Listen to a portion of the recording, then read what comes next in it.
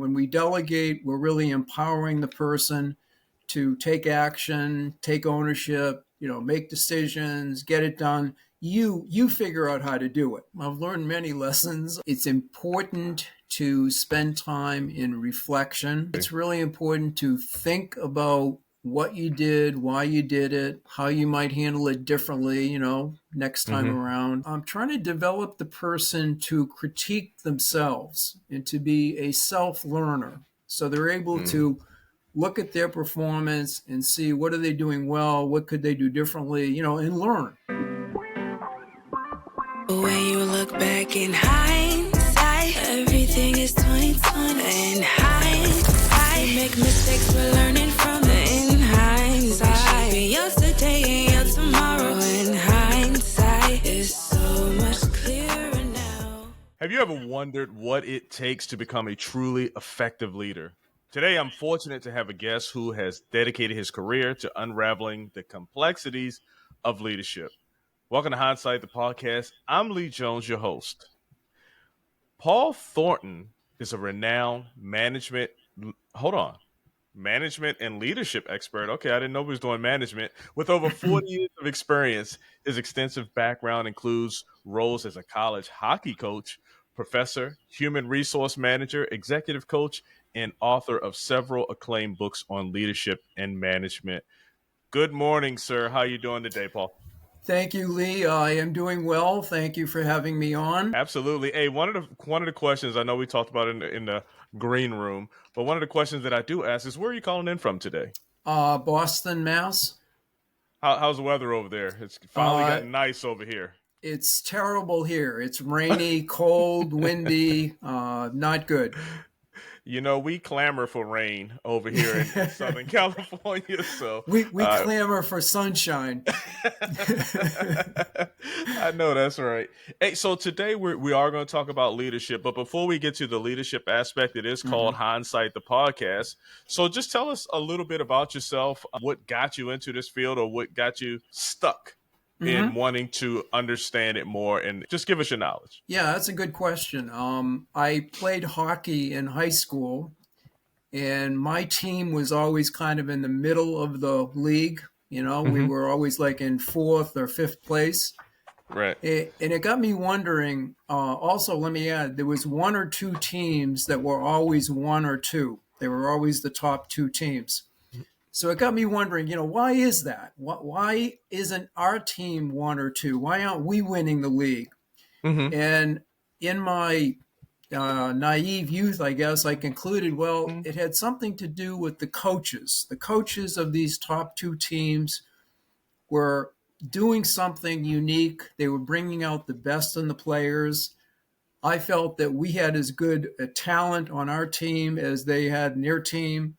So that kind of got me interested in what does a great coach do to bring out the best in the players and get them to work together.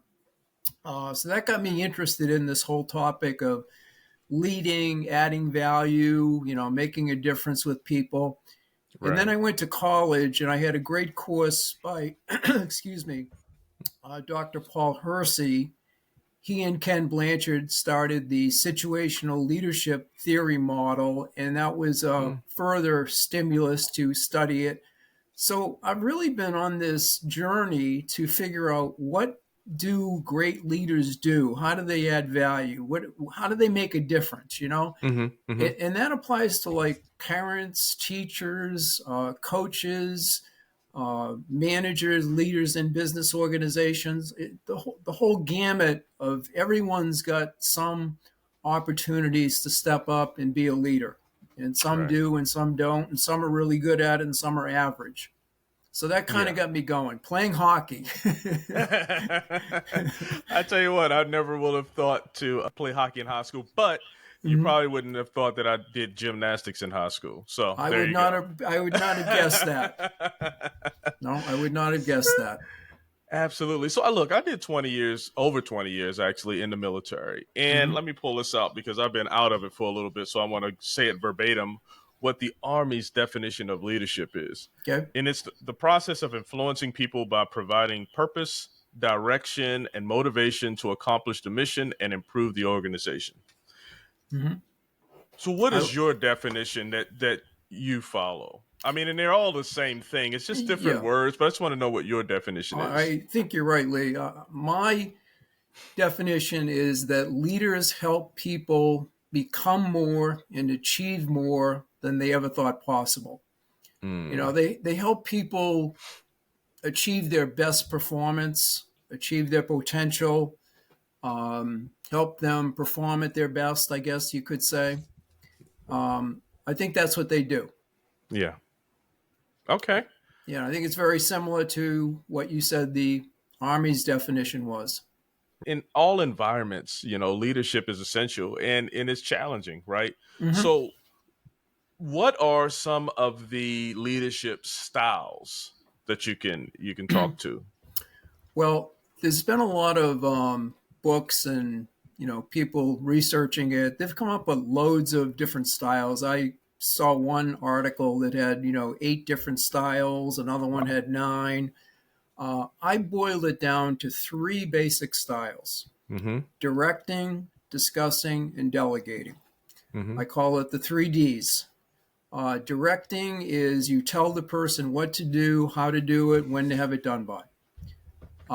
If a person's never done something, the complete novice, they're clueless on what to do, they want and need direction, right? So that's what the leader does. Mm-hmm. Also, in an emergency situation, the leader is telling people, do this, don't do that. They're commanding, taking command of the situation and directing people what to do.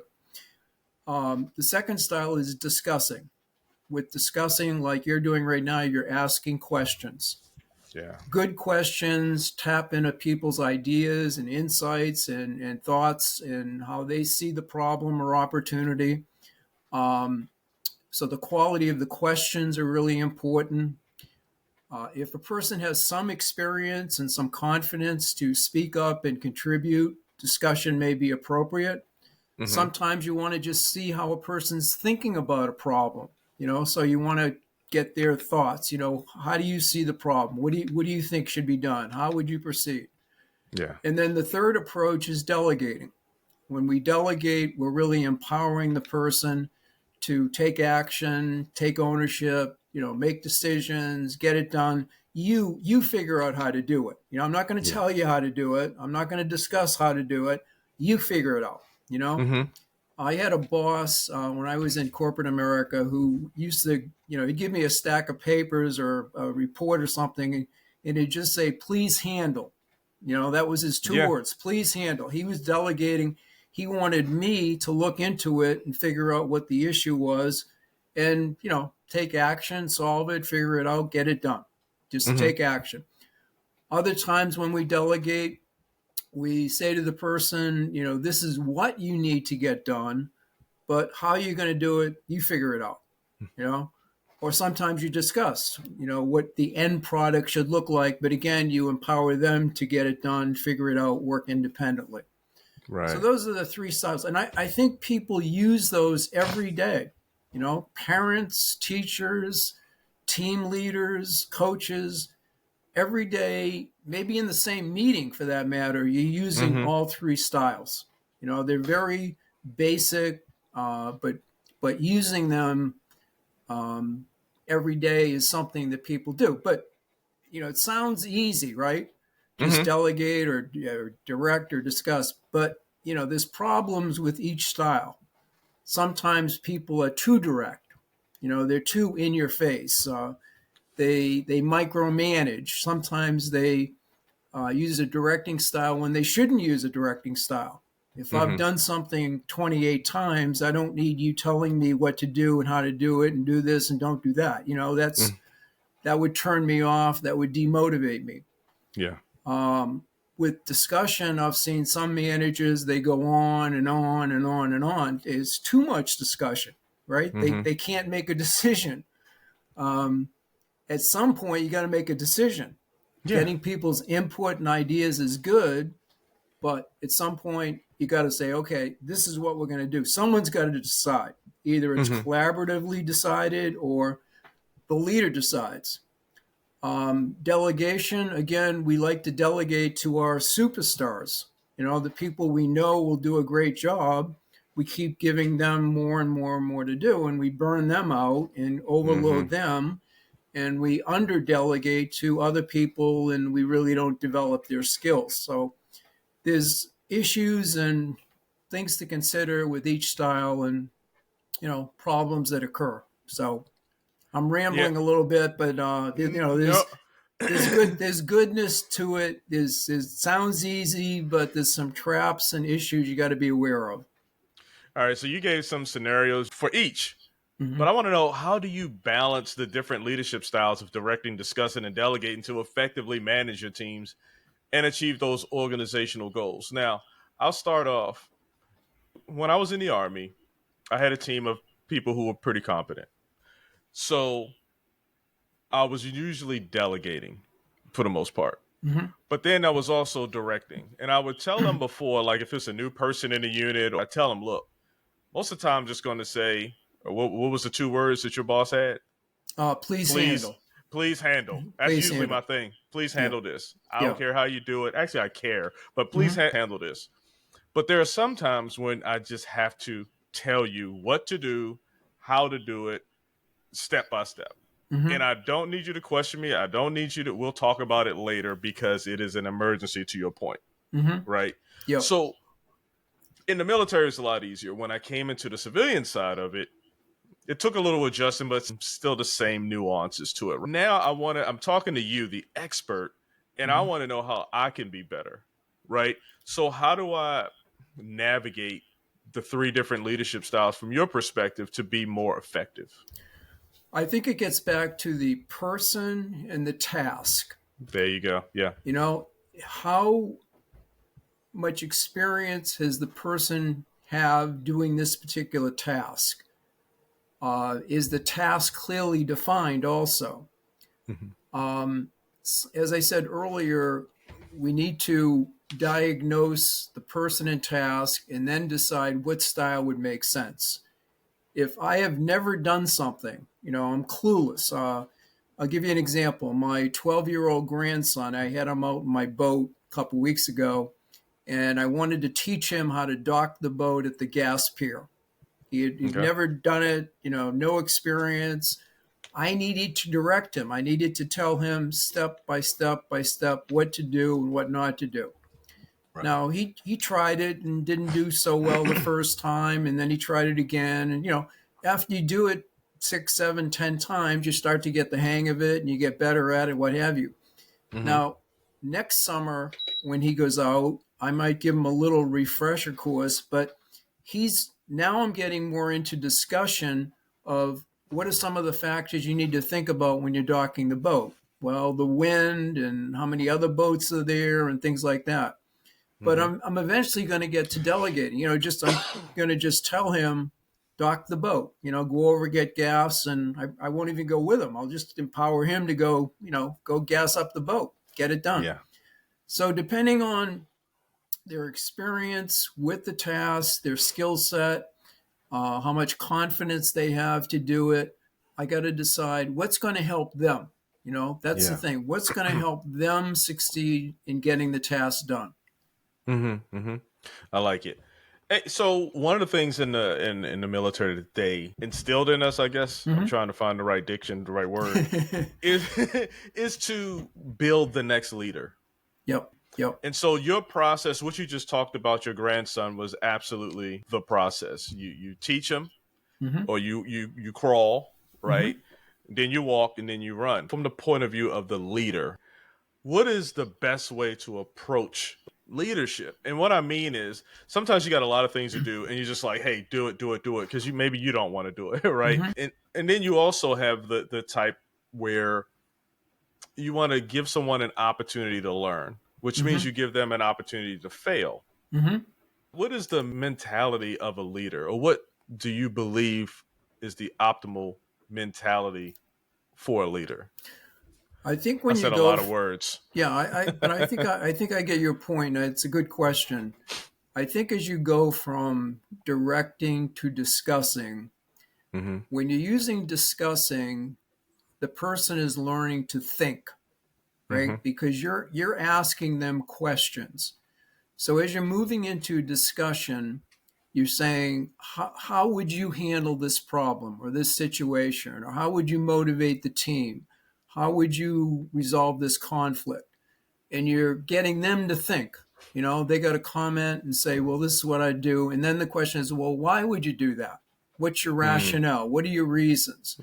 So you're coaching them through questions to get them to think about the issues and options and what they do, and thinking through what the steps would be, and what if it doesn't work, what would you do next, that type of thing. So you're educating them to think and make decisions and consider things from multiple angles.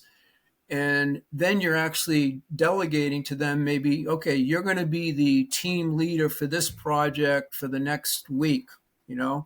I'm empowering you to lead the team in this area. Or I used to, if I was conducting a meeting, I might say to one of my direct reports, I want you to run the meeting regarding this topic. You run the meeting on the topic, blah, blah, blah, and that would be their responsibility. So they would lead the discussion, they would ask the questions, they would try to get closure, So doing things like that, you're giving the person some experiences to get them in the role of leader. It's kind of like raising children. Early in life, we're pretty directing. We tell the kid what to do, not do, what to wear, be home at this hour, very directing. But as they get a little bit older, we start to discuss, right? What do you think about this? What would you do here? Maybe conduct a role play with them. If someone at school did this to you, what would you do? And then when they get older, we're delegating.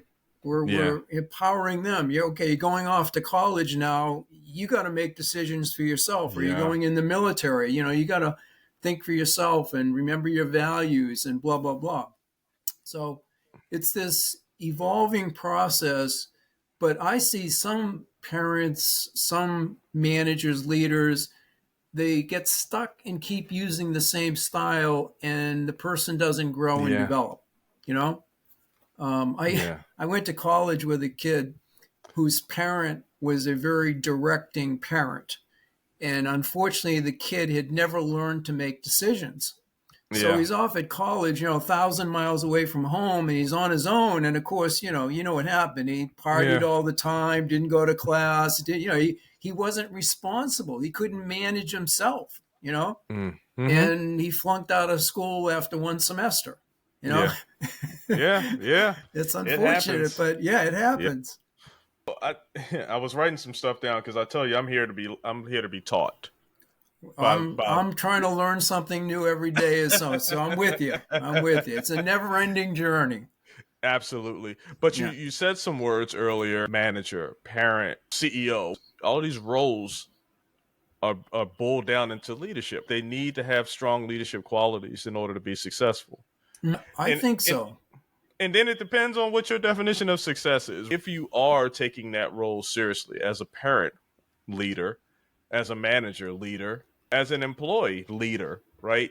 You can, no matter what role you're in, you should have those leadership qualities, I believe. I agree. So let's talk about the leadership process. Can you elaborate on the 4-step leadership process that you advocate for? Diagnosing the situation, identifying opportunities, preparing and presenting your message, and creating and implementing a plan. Yeah, I think leadership is a process, and I think leaders do go through those 4 steps. And let's just quickly talk about them. Step 1, diagnose the situation. It's kind of like a doctor diagnoses the patient, right? As a leader, you got to get a sense of what's going on. What's working well, where are people being successful, and secondly, what's the biggest problem? What's not working. Right. And then you move on to what action can I take that will be most helpful for the individual or team. The third point is presenting your message, presenting your proposal. Generally, you got to present to 2 different groups. One group, you need their approval and maybe their funding if you're need funding to do something. You're presenting to your boss or the executive committee or someone. And then the other group is the group that needs to change in some way. You got to convince them that your idea will help them. It will improve the situation. It will make things better. And then finally, the plan. Any type of change, big, small, doesn't matter. You need a plan. The plan lays out all the steps and actions that will be taken and who's going to do what and deadlines and that type of thing. So those are the 4 steps. But in the middle of the model, I have the words involve others. And I think the very best leaders involve the right people at each step in this journey to get their insights, their guidance, their suggestions. And that really helps the leader make much better decisions when they get the input from others. I think some leaders try to go it alone. They don't solicit any advice or guidance from anybody. They're going to make all the decisions. Some leaders surround themselves with yes people, and those yes people just tell you what you want to hear. Some leaders say, I want feedback, I want to get ideas, and they ask, but they really are closed-minded, right? They've already made up their mind. So again, being repetitive, but it's really, really, really important to, get ideas and insights and advice and guidance from a cross-section of people, because there's always something to gain, some new insight, something you maybe hadn't thought of, something they tried and it worked or didn't work, so you can gain a lot from them, and that will make you more successful going through each of the 4 steps. And if you do that, you'll have a better chance of being successful at implementing change and helping the group be more effective, and you'll have more success, which is obviously what you want.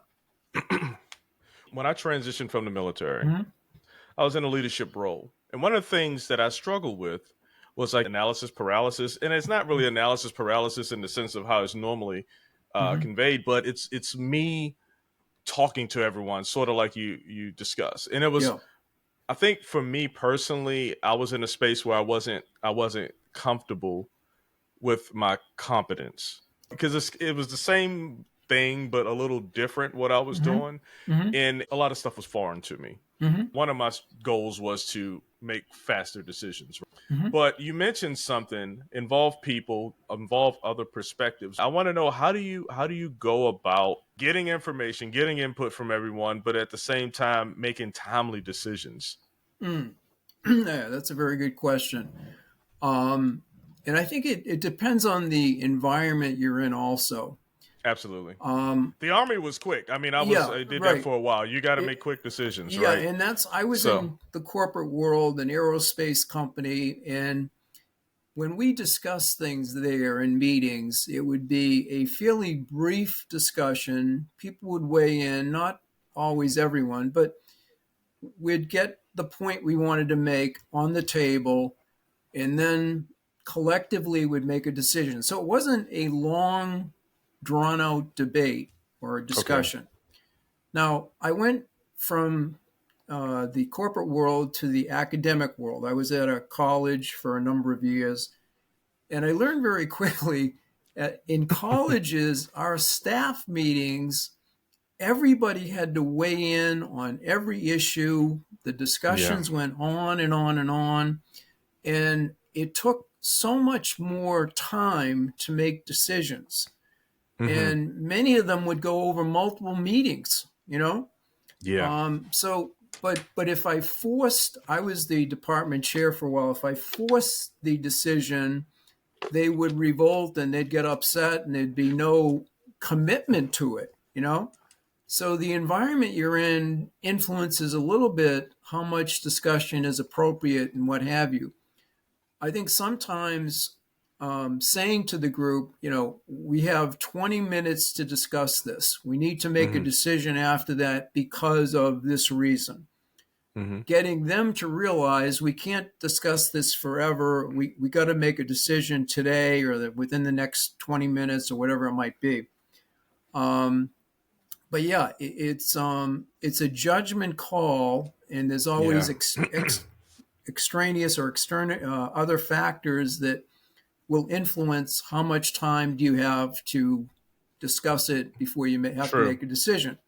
Mm-hmm. Now, one thing I used to do when I had meetings, I would have the topic, and I would say, what we were trying to do, make a decision or assign a task or whatever it was. I wanted an outcome for that item we were discussing. So we'd have 10 minutes to discuss something, and I had the outcome listed on the agenda. So everybody knew we were driving towards a certain, goal that we had in mind. Mm-hmm.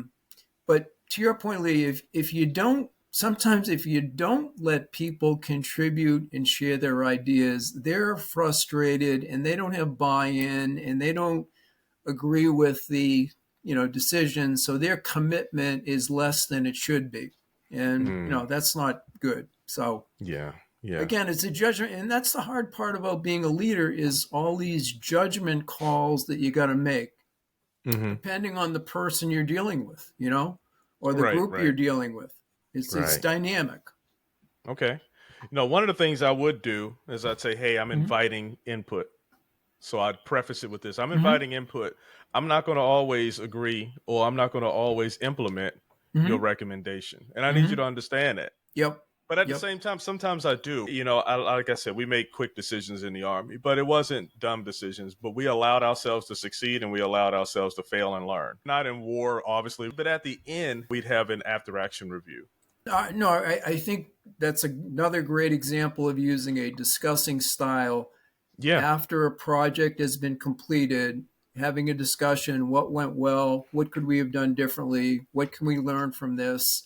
And you're tapping into everyone's insights and experience regarding that project. So I think that's a great example of soliciting people's views and learning. The leader's learning, the other people are learning, and you get better each time you do it. That's it. That's the goal. The goal. Yeah.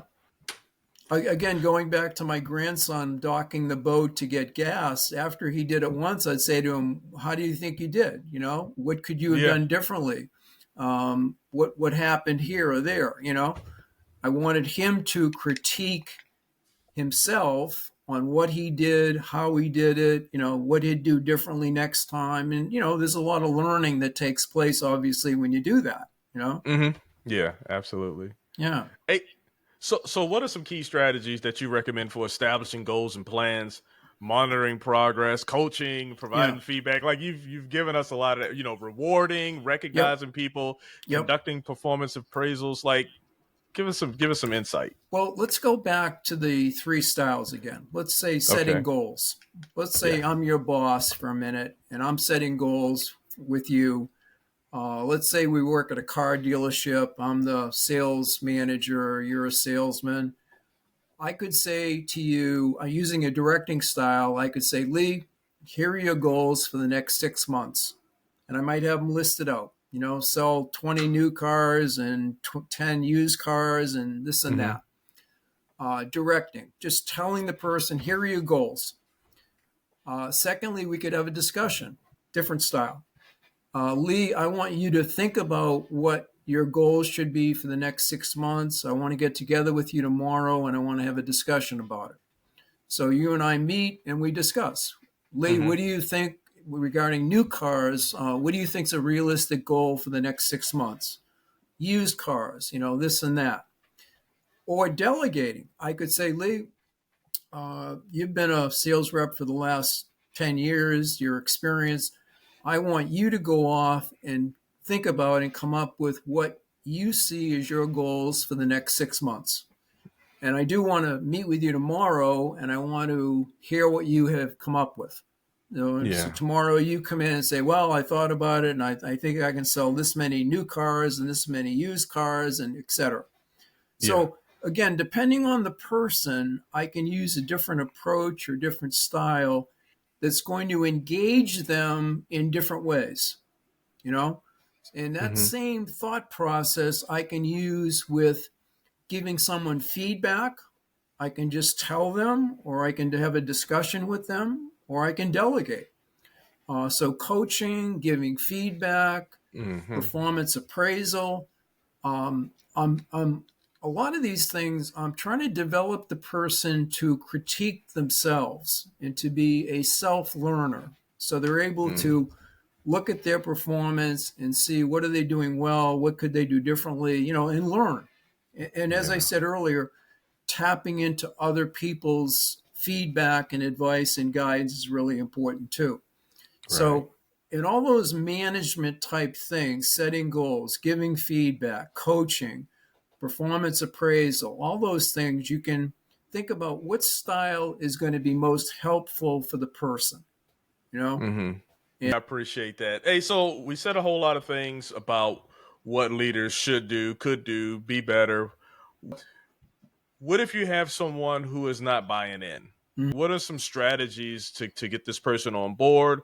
Or is there a certain time when you say, we just got to let this one go from this team because they're just not buying into my vision? Yeah, good question.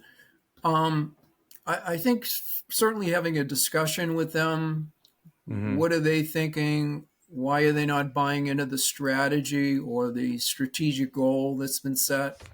What's holding them back?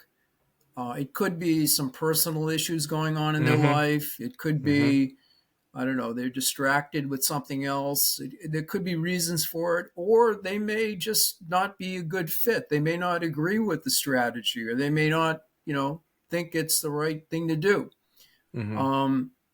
There are times when you got to cut people from your team and your organization because it's not a good fit and they're just not buying in and they're not supporting the plan and the goal and the process and what have you. So again, it varies, and you got to, I think, always try to bring the person around and find out what's going on with them. So have that discussion.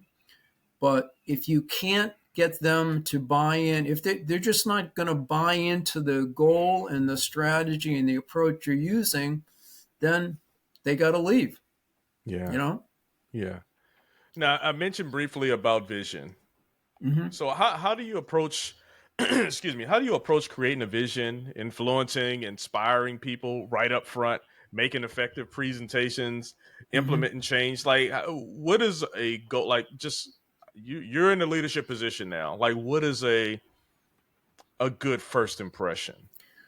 I think a good first impression as a leader that you know yourself, you're self-aware, you know what you believe in, you know what your values are, you know what you stand for. And you also have a mission and vision in mind. You have clarity around that and you can talk about it.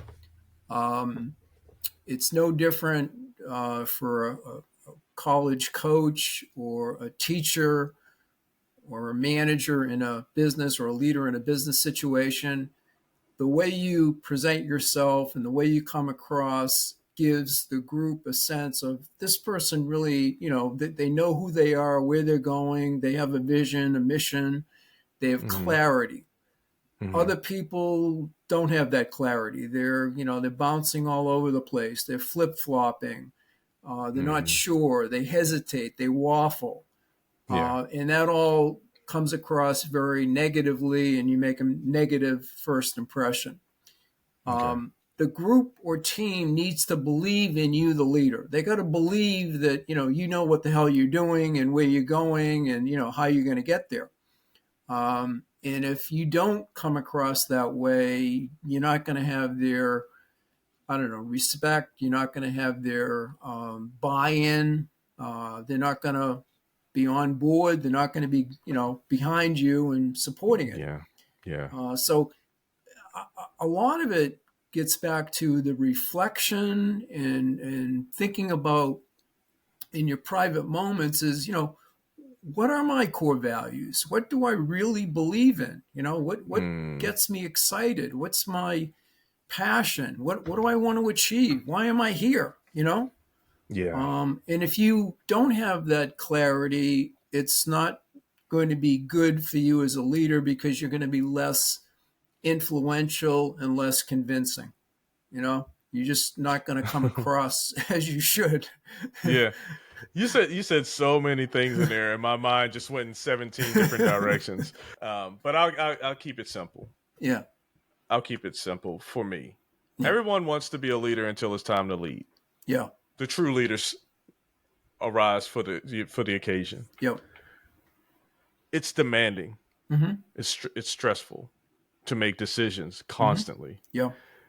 So, given the demanding nature of leadership, what techniques have you found helpful for managing stress and dealing with difficult personalities?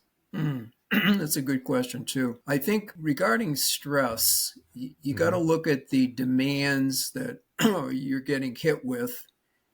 And I think we can all list the demands that we face day to day, and it varies from day to day. Mm-hmm. But when you look at those listed demands, I think the question is, are all of them really relevant, or are some of them just no longer needed? Can I delegate some of those things to other people? What can I take off my plate? What's my most important priority? What do I really need to get done, today, this week, that type of thing? Mm-hmm.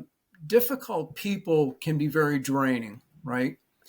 And I think depending on the type of person you're dealing with, you got to have some tools and techniques to deal with them. Like the victim, I had a person on my team at one point, victim, blaming everybody else, never taking responsibility for anything.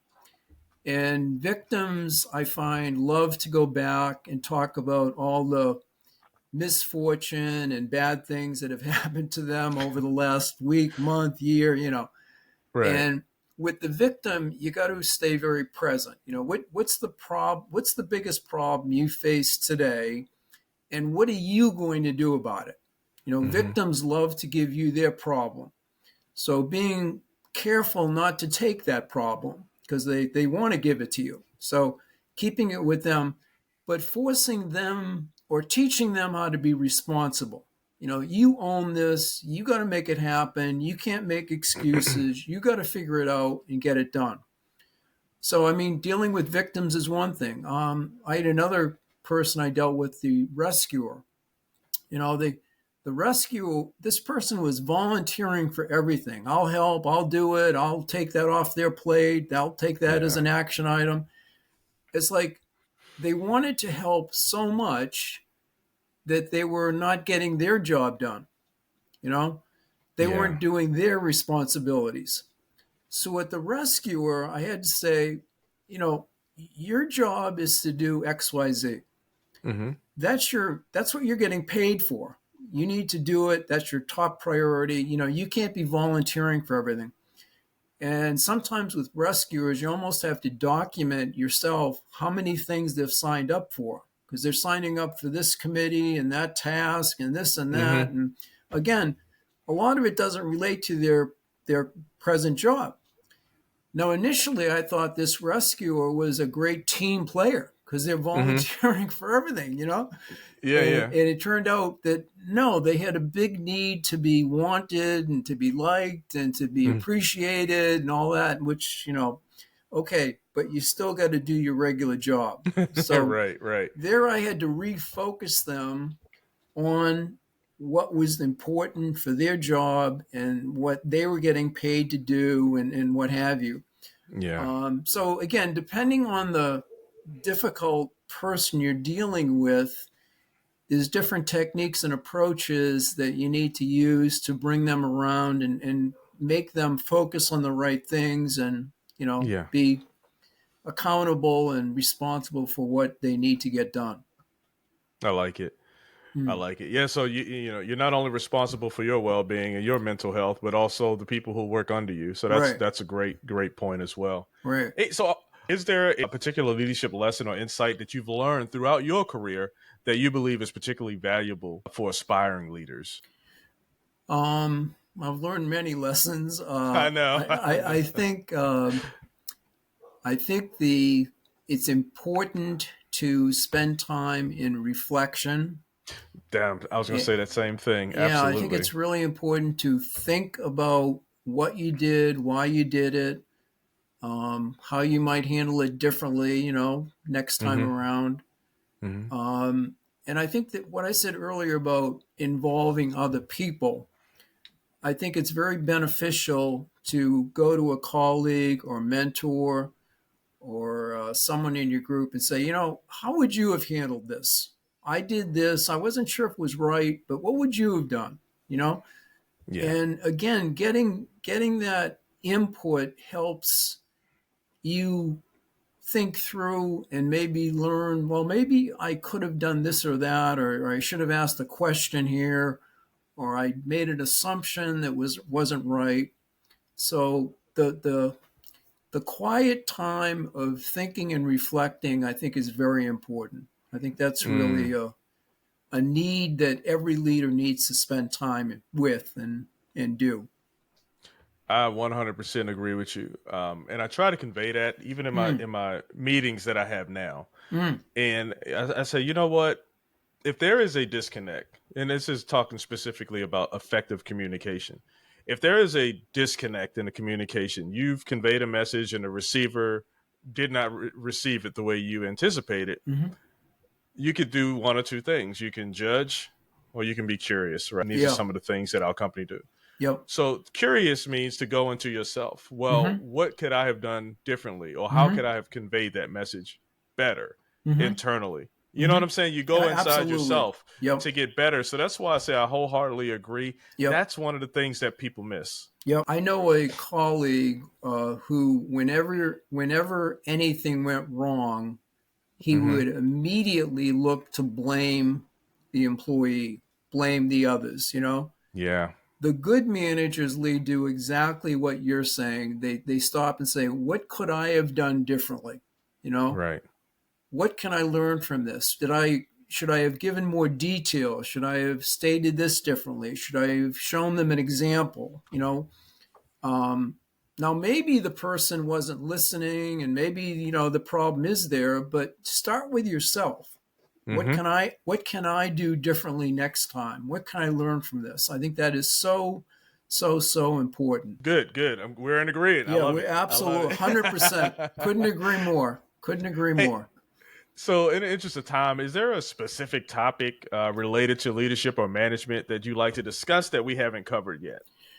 Well, one thing I think leaders eventually are very aligned with what they think, say, and do. And I think that's important. And the more aligned you are, the more credibility you have. And if you have credibility, you're able to influence people. So I think that's something to work on, this alignment idea of, again, what do I value? How do I convey my messages? Do I come across as someone who values what I think I value? And probably another thing is getting feedback from people. We kind of have hit on that a couple different times, but getting feedback. How did you perceive the way I ran the meeting? Was I too autocratic, too directing, or should I have had more discussion on this point? Should I have delegated more over here? But feedback and reflection is, again, I'm being repetitive, but I think that is really important as well.